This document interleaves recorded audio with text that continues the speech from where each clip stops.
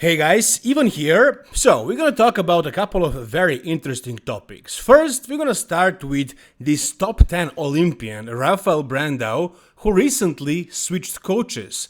After working with Krizo for 5 years, Rafael Brandao, for some reason, which he did not disclose, went with Neil Hill Yoda. And now this guy coached Flex Lewis, William Bonac. He basically made William Bonac. He worked with a lot of top pros, and Krizo basically is like more popular coach. I mean, Neil Hill is also one of the top guys, but Krizo is a great coach, and he got Rafael to be top 10 Olympian, guys. That's a big success. So why the hell would Rafael change coaches? What was wrong with him and Krizo? Well, basically, he didn't say anything. He made a post when he stopped working with Chris. They are on good terms, but my assumption and everybody else's assumption basically is it's because Krizo is not exactly a off-season coach, a coach that's gonna make you huge. No, that's not Krizo. Neil Hill, however, might be. Now, they posted this physique update. In the caption, they say, "It's time for the monster era." So obviously the plan here is to grow Rafael Brandao to become really big. I mean, Krizo always brought him in good condition, and he has beautiful aesthetics, beautiful shape, beautiful lines, symmetry is there, everything is there, aside from mass. I mean, he always looked like he's in between, like between the open and classic, too heavy for classic, too small for the open. But if he, with his structure, and if he doesn't ruin his waistline, if he actually gets big, like for example Samson Dauda big, then, it's gonna be lights out for many bodybuilders because this guy really has crazy structure, crazy shape. His aesthetic shape was his trademark so far, and I think he should maintain that while adding all the muscle. But seeing the way he looks right now, I am a little bit worried. Now, from what I know, he's skipping this year. He's not going to be competing, so he's probably preparing for a long off season. So probably he went off of everything, and that's what he looks like. He looks like he's totally off. And he gained some body fat, which is what happens when you go off. It is completely normal. There is no reason to worry about that. He's gonna get drier and harder while he grows for sure. He's gonna look more impressive than this. But this kind of makes me wonder because I'm in a similar situation right now. I am in that post-contest period and I'm gonna make a transition into classic physique NPC, so I need to grow as much muscle as possible, but I'm trying to stay as lean as possible because it's gonna be a longer off-season. I don't wanna get fat real quick. I wanna add tissue over time and get maybe a little bit fat in the final parts of my bulk of my off-season before I start my prep. So let's say I found a life hack basically. Whenever I feel like eating more food, I don't cheat, I don't eat junk food, I just have more protein. I have more chicken, more beef, more egg whites, or ideally more vintage brawn if I have enough, because I'm eating tons of it. And for example, this flavor birthday cake is amazing. Vintage brawn has this kind of structure, this thickness, because it's actually egg white, casein, egg white and beef protein. So it's basically like a complete meal, and you can make all kinds of different recipes with it, and it tastes so amazing. There are so many different flavors. So guys, if you want to try it, there is the link down below. If you use the code IVAN, you get a 15% discount. You help me out as well. This is the way how you can support me and my channel. So guys, there is a link down below. Once again, use the code IVAN. And whenever you feel like cheating, just have some vintage brawn. You can make all kinds of recipes with it. It's gonna feel like a cheat meal, basically. It's how delicious it is. And you're not gonna gain any fat. You're gonna stay lean, you're gonna make progress in the off season, and you're gonna look great. So that's something I realized recently. And once again, if you want top quality whey protein, if you want something that tastes really delicious, vintage brawn Old School Labs is definitely your choice. Now back to Rafael Brandao. He might be one of those guys who actually need to eat a lot of food and get a little bit chubby in order to actually grow. I mean, to grow to that point where they are competitive against the biggest guys in the world. Another great example of this would be Roman Fritz. This guy just blows my mind, man. I mean, he just placed 5th at the Empro Cup Spain, which in that kind of a lineup is a big success, if you ask me. Like, it was a really deep lineup. All the guys looked really great. Maybe he's not happy with it. Maybe he wanted to win the show, but really, it's a success for him.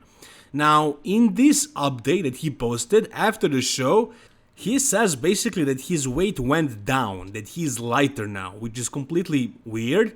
It happens, but rarely. Usually guys are dehydrated and they are not completely carved up. So, or they are, but they start eating after the show and they overfill. They have a whole bunch of carbs and sugars and all kinds of food, a lot of salt, a lot of water. And as expected, they gain weight. They don't stay the same or lose weight like in Roman's case. But it makes sense in his case because he has such a crazy metabolism. Let me read what he actually wrote here. He says, post-show check-in with the coaches, my wife and I'm actually lighter than I was on stage because I relaxed on ridiculous food amounts for a day and took my wife out for a couple meals. Felt great not being constantly Christmas feast stuffed for a while. Now back to work. Now this is extreme, this is crazy, man. This is really weird that somebody has this kind of freaking metabolism. So basically he had to stuff himself full of food the entire prep and he got this shredded. Can you imagine that? Can you believe that? I mean, I know he's training with weights twice a day, but still, man, still this is ridiculous. So his cheat day was actually just not eating a whole bunch of clean food. So what happened? He lost weight. It's insane, but that's his metabolism, that's him. So this would be a great example of somebody who I believe would make progress if he actually gained some body fat, which I'm pretty sure is not even possible. But if he attempted to do that by, let's say, eating junk food every day or something like that. But he doesn't feel like that, he doesn't believe in that, he likes to have as much clean food as possible. If he needs more carbs, more sugars, he's gonna get them from clean sources like, clean carbohydrate powders or honey or stuff like that. He's not just gonna go out and have some pizza or burgers and fries and stuff like that. No, he's always measuring everything. And I gotta say, it worked in his past off-season because I don't think he was ever this big on stage with his conditioning. So he definitely did make progress, but is he gonna make enough progress until his career is over to actually get as big as the top open guys? Because in his case, mass is also an issue. I don't know. I think he needs to eat more junk food and try to get fat, but he doesn't believe in that. So, he can do his own thing. We'll see what he's going to do. And now drawing the line back to Rafael Brandao, I believe he's also the type that actually needs to grow by whatever cost. Like if it means he's going to gain some body fat, then let it be. Gain as much weight as possible and you're going to grow. That's just how I see it. In most cases, people need to stay lean to maintain their insulin sensitivity, but then you have crazy fast metabolisms and a whole bunch of muscle like these guys do, then they can afford to actually force their bodies to try and get a little bit chubby. What do you guys think on this? Tell me in the comment section down below. Boom, Michal Krizo, look at this video. I'm sure you already saw this video. So I made an analysis of the show that he did, Spain Empro Cup, but I never really got a chance to make a video reviewing the show and telling you guys that he won, but I'm sure everybody knows at this point. But when I saw this video, I had to mention this in my next video, even though it's probably too late. But, what I was thinking was, this guy actually has potential to be one of the top Olympians and to even perhaps if he makes certain adjustments to his physique and certain improvements, even to win the Olympia. Like, I wouldn't be too surprised if that happened eventually because he is so freaking genetically blessed. It's insane. Now, I was wondering when he was prepping, why was he going so crazy with conditioning? Look at his conditioning. He was never this peeled before. I was wondering why, but, then I understood it, because if he wasn't this peeled, he probably wouldn't have won the show. I mean, Andrea Presti was pushing him.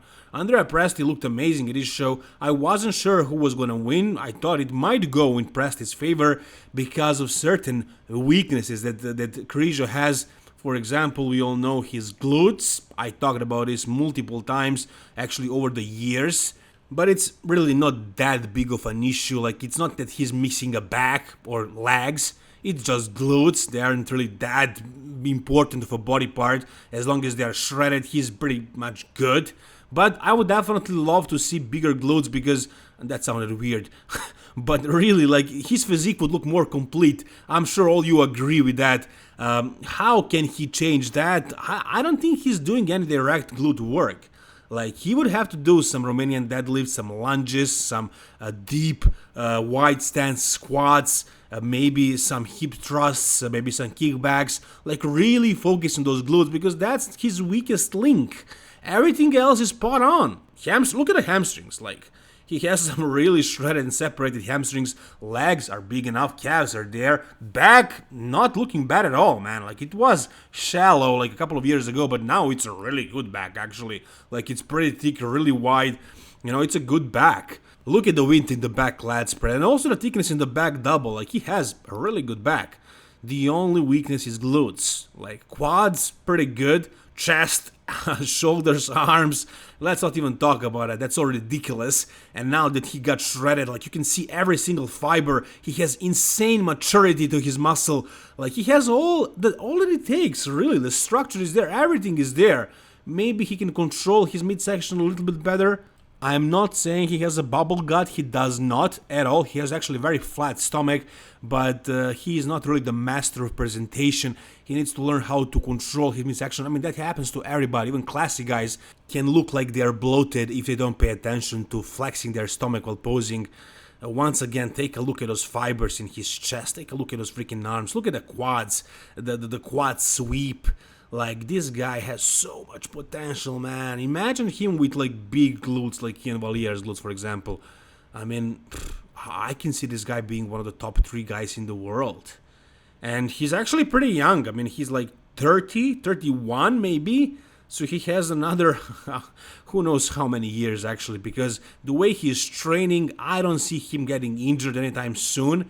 He's like usually pumping up, he's doing a lot of volume, he's not really doing any high intensity kind of training, so I don't think he's gonna get injured, I don't think his body is gonna wear off. I think he has another 10 to 15 years if he wants to compete in bodybuilding, so as long as he fixes those glutes, I mean, here in transitions, like from the side, it just looks weird. Look at the glutes, like they aren't existed, so flat.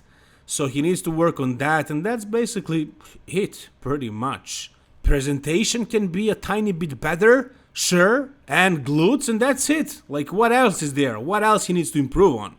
Maybe a little bit bigger legs, I don't know, like, those are minor details, really. His physique is very complete. Look at the details, look at the fibers, everything is just insane. So, yeah, don't be surprised if this guy places in top 3 or wins the Olympia over the years.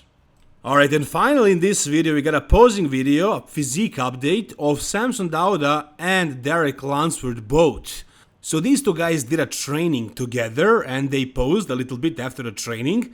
And if you take a look at their physiques, they are both really freaking lean. I'm surprised how lean Derek is, considering that he didn't compete at the Arnold. He's actually leaner than Samson. But I know Samson went off of everything after the Arnold for, I believe, like 10 weeks or something. And then he started his cycle relatively recently. Not really recently, maybe like a month and a half ago. And like he's getting there. He's getting the hardness back. I mean, for this point in time, in prep, he is looking amazing, but I don't know, Derek is looking a little bit better, a little bit harder at this point, but that doesn't really mean anything. Like, maybe Samson is going to improve that much and he's going to beat Derek. Now, why are we talking about these two guys as far as the next Mr. Olympia champion, and we aren't talking about the current champion, Hadi Japan? It's probably because Hadi is just not there. He's not being active, and also like there is the fact that he has been pretty much the same for who knows how many years, and these two guys are new guys. They are making leaps and bounds in the past couple of years, and they are expected to improve, to be much better at the Olympia than they were the last time. So if they actually make another leap, they're gonna surpass Hadi Japan for sure. And now back double bicep, like Derek's back double bicep is arguably the best back double bicep out of all white bodybuilders, let's be honest. Maybe he can compare against Ronnie Coleman, Phil Heath, I don't know about Dorian Yates, but other than that, like, he is there, he's up there. He has one of the best back double biceps in the world. Now, of course, none of these guys are stage lean, but they are very close to it. And they are the examples of bodybuilders that actually make more progress when they stay lean year around. And they are, you can see that they're making a lot of progress every single year. They don't have to bulk up. Now, you just saw Tarek El Gandhi, and there are a whole bunch of Mr. Olympia people here because apparently these guys, they want one of these two guys to win the Olympia, which is completely understandable because they are new and young, and they both are native English speakers, and they are very good representation for bodybuilding. They are both very eloquent. You can see in the background of this video Jake Wood, the owner of the Olympia, the main promoter, Dan Solomon. So obviously they want one of these guys to win the show, but if they don't win it, they're not gonna win it. I'm sure Steve Weinberger won't give it to any of them because the Olympia people want them to be the champions. If Hadi Choopan deserves the victory again, he's gonna win the show. It doesn't matter. The judges in the IFBB have all the integrity. I believe that. I don't think there are any politics at the Mr. Olympia, especially over the past, I don't know, 5 to 10 years.